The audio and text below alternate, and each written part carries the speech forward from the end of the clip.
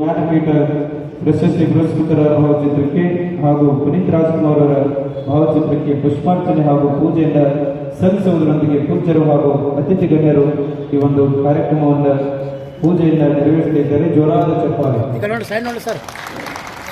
ಜ್ಞಾನದ ಬಲದಿಂದ ಅಜ್ಞಾನದ ಕೇಡು ನೋಡಯ್ಯ, ಜ್ಯೋತಿಯ ಬಲದಿಂದ ತಮನ್ನದ ಕೇಡು ನೋಡಯ್ಯ ಅನ್ನುವ ಹಾಗೆ ಈ ಜಗತ್ತಿನಲ್ಲಿ ಆವರಿಸಿರುವಂತಹ ಆ ಕರ್ತವ್ಯದಿಂದ ಅತಿಥಿಗಳು ಹಾಗೂ ಪೂಜ್ಯರು ಈ ಒಂದು ಕಾರ್ಯಕ್ರಮವನ್ನು ಉದ್ಘಾಟನೆಯಿಂದ ಮಾತಾಡಿದರೆ ಗೌರವದಿಂದ ಆಗಮಿಸಿರುವಂತಹ ಕರ್ನಾಟಕಕ್ಕೆ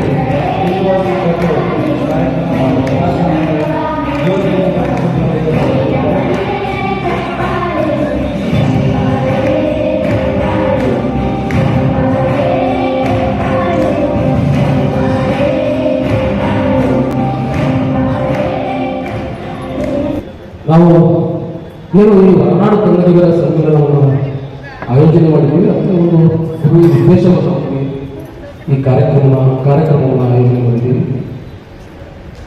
ಬರುವ ದಿನಗಳಲ್ಲಿ ನಾವು ಏನಿದು ಹೊರನಾಡು ಕನ್ನಡಿಗರ ಸಮ್ಮೇಳನ ಅನ್ನೋ ಒಂದು ವಿಶೇಷವಾದ ಈ ಕಾರ್ಯಕ್ರಮವನ್ನು ಪ್ರತಿ ವರ್ಷ ಈ ಬಾರಿ ಸುಮಾರು 8 ರಾಜ್ಯಗಳ ಸಾಧಕರನ್ನು ಗುರುತಿಸಿ 8 ರಾಜ್ಯದಲ್ಲಿ ಕನ್ನಡಿಗರನ್ನು ಗುರುತಿಸಿ 8 ರಾಜ್ಯದಲ್ಲಿ ಹೋಗಿ ತಮ್ಮದೇ ಆದ ಸೇವೆಯನ್ನು ಮಾಡ್ತಕ್ಕಂಥ ನಮ್ಮ ಕರುನಾಡಿನ ಸೇವಕರನ್ನು ಗುರುತಿಸಿ ಸಾಧಕರನ್ನು ಗುರುತಿಸಿ ಅವರು ಕೂಡ ಸನ್ಮಾನ ಮಾಡುವ ಕಾರ್ಯಕ್ರಮವನ್ನು ಆಯೋಜನೆ ಮಾಡಿದ್ವಿ. ಅದರ ಜೊತೆಗೆ ನಮ್ಮ ನಾಡಿನಲ್ಲಿ ಕರುನಾಡಿನ ಒಳಗೆ ಇರತಕ್ಕಂಥ ಅನೇಕ ಸಾಧಕರು, ಅನೇಕ ಸಮಾಜ ಸೇವಕರು, ಅನೇಕ ಶಿಕ್ಷಕರು ಇವತ್ತಿನ ದಿವಸ ವೇದಿಕೆಯಲ್ಲಿ ಅದರ ಜೊತೆಗೆ ಆ ಎಲ್ಲ ಸಾಧಕರ ಪ್ರೇರಣೆ ಒಂದು ಸ್ಫೂರ್ತಿಯನ್ನು ಪಡೆಯಬೇಕೆನ್ನುವ ಒಂದು ಸಂಘಟನೆಯ ಒಂದು ಉದ್ದೇಶದಿಂದ ವಿದ್ಯಾರ್ಥಿಗಳನ್ನು ಕೂಡ ಪ್ರತಿಭಾ ಪುರಸ್ಕಾರ ಈ ಕಾರ್ಯಕ್ರಮದಲ್ಲಿ ಅವರು ಕೂಡ ಗೌರವಿಸುತ್ತಾರೆ.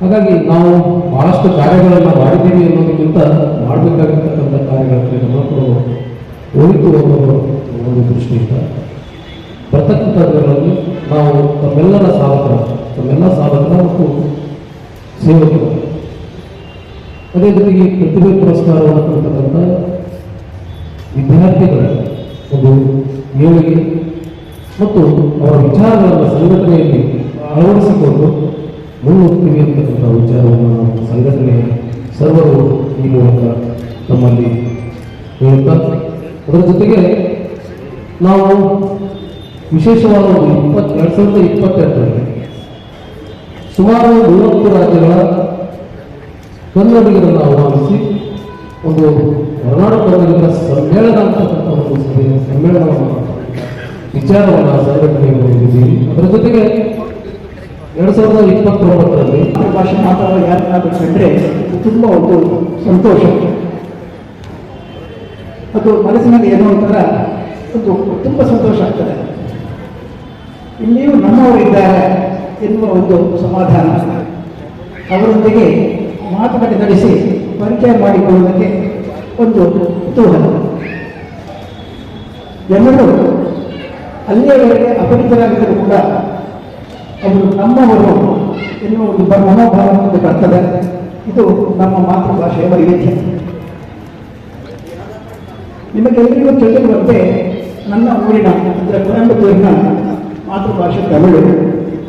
ಅಲ್ಲಿ ನಮ್ಮ ಕನ್ನಡಿಗರು ಹಲವಾರು ವರ್ಷದಿಂದ ಬಂದು ನೆಲೆಸಿದ್ದಾರೆ.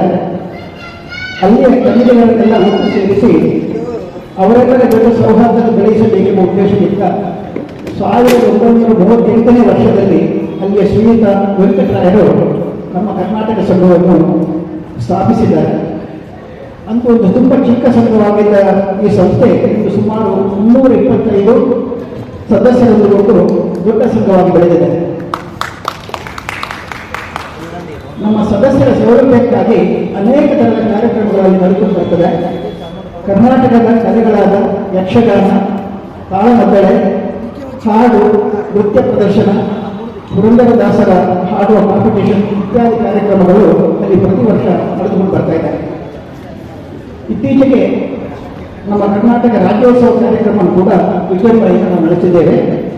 ಮಾತ್ರ ಅಲ್ಲ, ನಮ್ಮ ಸದಸ್ಯರ ಮಕ್ಕಳ ಇಲ್ಲಿವರೆಗೆ ಮಾಡಿದ ಹಾಗೆ ನಮ್ಮ ಸದಸ್ಯರ ಮಕ್ಕಳ ವಿದ್ಯಾಭ್ಯಾಸ ಮತ್ತು ಉತ್ತಮ ಫಲಿತಾಂಶಕ್ಕೆ ಪುರಸ್ಕಾರ, ವಿದ್ಯಾಭ್ಯಾಸ ಮತ್ತು ಆರೋಗ್ಯದ ವಿಚಾರವಾಗಿ ಆದ್ಯ ಸಾಧ್ಯವಾದಷ್ಟು ಸಹಾಯ ಮಾಡೋದು, ಅದು ಕೂಡ ಮಾಡ್ಕೊಂಡು ಬರ್ತಾ ಇದ್ದೇವೆ.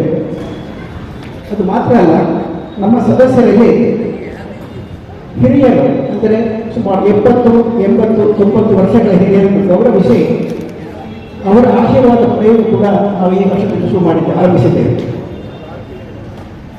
ಕೊಯಂಬತ್ತೂರಿನಲ್ಲಿ ದೇಶದ ವಿವಿಧ ಭಾಗಗಳ ಜನರು ಬಂದು ಸೆಟ್ಲ್ ಆಗಿದ್ದಾರೆ. ಅದರಿಂದಾಗಿ ಅಲ್ಲಿ ವಿವಿಧ ರಾಜ್ಯಗಳ ಒಟ್ಟು 17 ಅಸೋಸಿಯೇಷನ್ಗಳು ಇದೆ. ಈ ಎಲ್ಲ ಅಸೋಸಿಯೇಷನ್ಗಳ ಒಟ್ಟು ಸೇರಿ ಭಾರತ್ ಕಲಾ ಸಂಗಮಂ ಎಂಬ ಒಂದು ಸ್ಥಾಪನೆ ಆಗಿದೆ. ಅದರಲ್ಲಿ ಕೂಡ ವರ್ಷಂಪ್ರತಿ ನಾವು ರಿಪಬ್ಲಿಕ್ ಡೇ ಹಾಗೂ ಇಂಡಿಪೆಂಡೆನ್ಸ್ ಡೇ ಇದರಲ್ಲಿ ತುಂಬ ವಿಜೃಂಭಣೆಯಿಂದ ಅದನ್ನು